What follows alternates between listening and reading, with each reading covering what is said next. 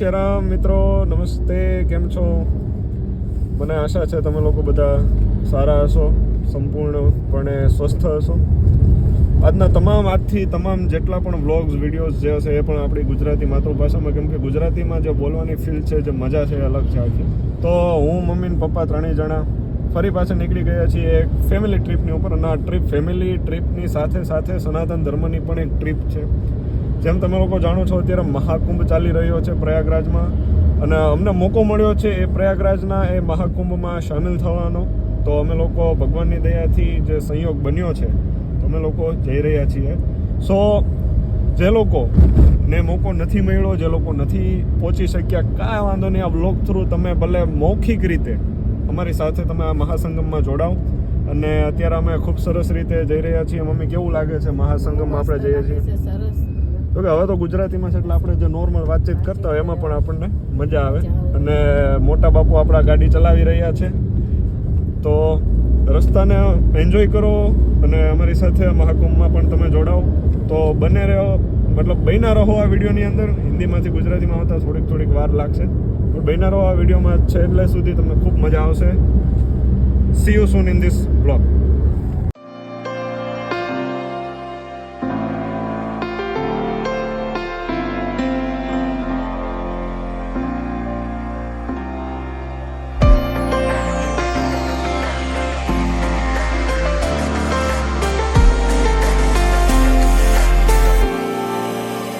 Still of the night, gazing up at the sky, when the stars began to fade, dimming lanterns in our eyes, thought there was nothing to find. I stopped searching for a reason. તો મિત્રો, પહેલો stop અમે આવી પહોંચ્યા છીએ તારાપુર ચોકડી. અને અમારો પહેલો હોલ છે, અને પછી અહીંથી હવે આગળ વાસદ બાજુ જઈ અને ટ્રીપને આગળ કન્ટિન્યુ કરશું. તો ચાલો પહેલાં આપણે આપણા આજના જે સફર છે એની શરૂઆત અમે 6:30 કરી હતી, અને 2 કલાકમાં બહુ સારો એવો રન કપાણો છે. અને ભાઈ રસ્તાની વાત કરું તો બરોડા તરફનું જે તમે હાઈવેની બધા છે, ખૂબ સરસ, બહુ સરસ હાઈવે છે. બધા 6 લેન રોડ છે.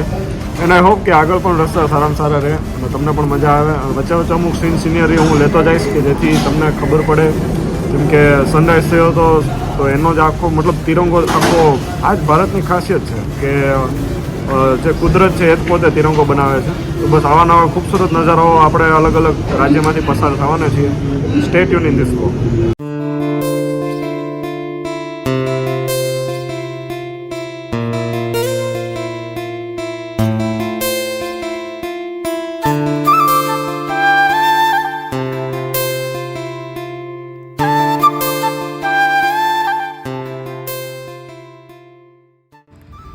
મિત્રો, ગુજરાતનું છેલ્લું ગામ એટલે દાહોદ કહી શકાય, ત્યાં અમે આવી ચૂક્યા છીએ. જો કે દાહોદના બાયપાસ પણ થઈ ગયા. અને અત્યારે અમે બપોરનો જમણવાર કરવા માટે અમે હોટલ શ્રી કૃષ્ણમાં અમે હોલ્ટ લીધો. એન્ડ હું તમને રેકમેન્ડ કરીશ, જો તમે ગુજરાતથી બહાર મધ્યપ્રદેશ એટલે કે ઇન્દોર સાઇડથી જો તમે જતા હો તો you should visit the hotel Krishna.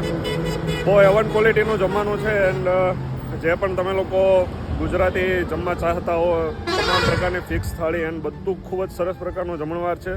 તો એકવારથી જરૂરથી વિઝિટ કરજો હોટલ શ્રી કૃષ્ણને. તો હવે આ બાજુ ઇન્દોર સાઈડ આપણે જવાના છીએ, અને પછી ત્યાંથી આજનો વિચાર છે કે ઇન્દોરમાં 1 નાઇટ સ્ટેન્ડ કરી અને બને તો ઓમકારેશ્વર વિઝિટ કરશું. એન્ડ